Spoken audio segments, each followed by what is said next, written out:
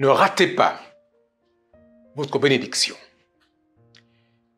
Il y a dans la Bible des histoires fascinantes qui sont utiles pour nous aujourd'hui.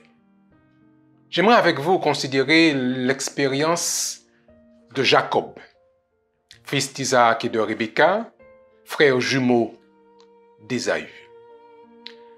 Jacob, après avoir obtenu de manière frauduleuse la bénédiction du droit d'aînesse, Jacob est obligé de fuir chez son oncle Laban, où il passera 20 ans.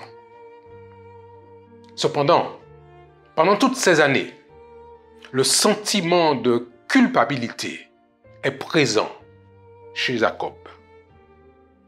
Mais par-dessus tout, il a dans son cœur le désir d'être approuvé de Dieu, d'être accepté de Dieu. C'est en fait, chers amis, le désir de tout homme, de toute femme, d'être sûr d'avoir reçu l'approbation du divin, d'avoir reçu de la part de Dieu un regard favorable. Après avoir passé 20 ans chez son oncle Laban, Jacob est maintenant prêt à rentrer à la maison.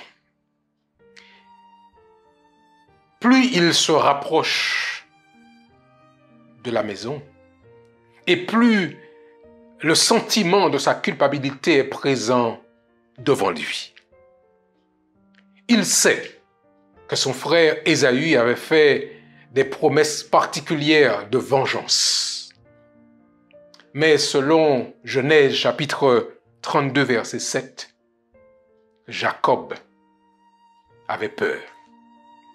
Mais pire encore, l'information lui parvient que son frère Ésaü vient à sa rencontre avec une armée de 400 hommes, visiblement prêts à mettre à exécution la promesse qu'il avait faite jadis. Jacob s'organise. Il divise la colonie qui l'accompagne en deux groupes. Cependant, pendant la nuit, Jacob se retire seul pour prier. Dans l'obscurité, un visiteur invisible s'approche de Jacob. Et alors un corps à corps silencieux va s'engager pendant la nuit. Et selon ce que déclare le récit biblique contenu dans le livre de la Genèse au chapitre 32, Jacob lutta avec l'étranger pendant toute la nuit jusqu'au lever de l'aurore. Le jour se lève. Laisse-moi aller, déclare le combattant invisible. C'est alors que Jacob fera une requête assez surprenante. Je ne te laisserai point aller que tu ne m'aies béni. Genèse chapitre 32 verset 26. Finalement, Jacob s'était rendu compte que pendant tout ce temps, il luttait avec Dieu lui-même. Quel est ton nom? est la question que lui pose ce lutteur de la nuit. Et il répondit, Jacob. Alors, l'homme lui dit encore, ton nom ne sera plus Jacob, mais tu seras appelé Israël, car tu as lutté avec Dieu et avec les hommes, et tu as été vainqueur. Genèse 32, versets 27 à 28. Et finalement, au petit matin, en réponse à sa requête, Jacob s'incline à genoux pour recevoir la bénédiction de Dieu tant attendue. De trompeur qu'il était, de supplanteur qu'il avait été pendant toute sa vie, Jacob devient finalement prince de l'Éternel. C'est ce que signifie son nom, Israël. Le reste de l'histoire, c'est une description des actions de Dieu dans la vie d'un homme qu'il aura béni. La question pour nous aujourd'hui, chers amis, est de savoir si vous et moi avons reçu la bénédiction de Dieu. Cette question est fondamentale. Quel regard Dieu pose-t-il sur moi, sur vous? Ai-je l'assurance d'avoir reçu la bénédiction du Tout-Puissant? Cette question que nous considérons avec vous aujourd'hui, j'aimerais à partir de l'expérience de Jacob en tirer quelques leçons pour nous, chers amis. Tout d'abord, il faut que nous sachions que comme Jacob, Dieu a toujours voulu nous bénir. Quelle que soit notre histoire, quel que soit notre passé, apprenons à faire confiance à Dieu.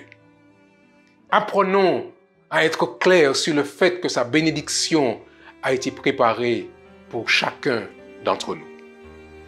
Deuxièmement, chers amis, la bénédiction divine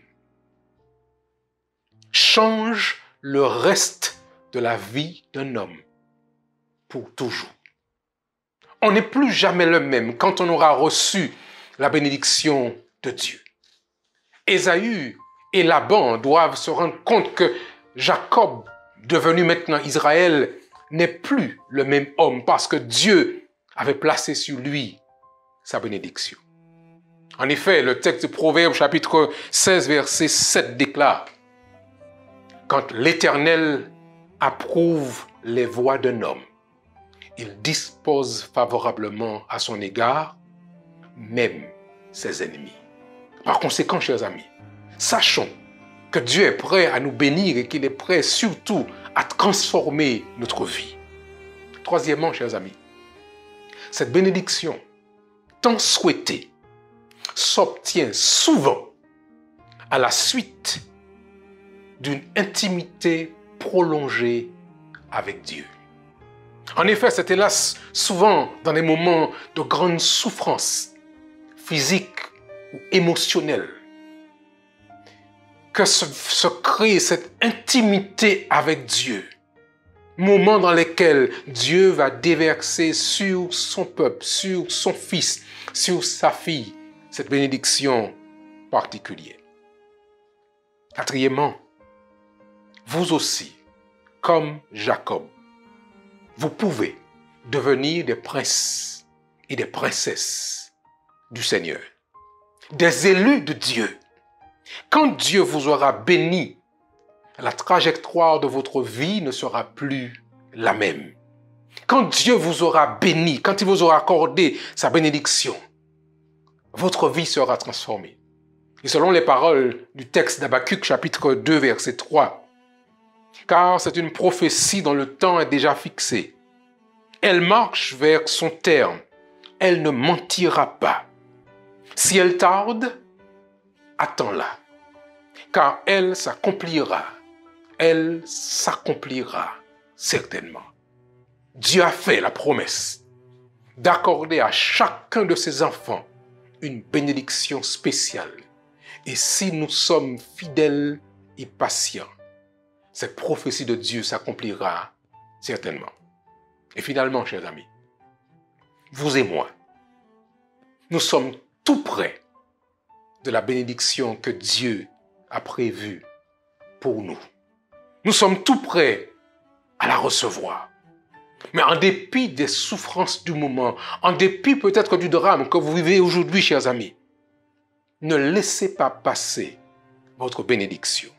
Selon ce que décrit le psaume au chapitre 30 au verset 5, les pleurs sont encore là le soir, mais au matin éclate la joie.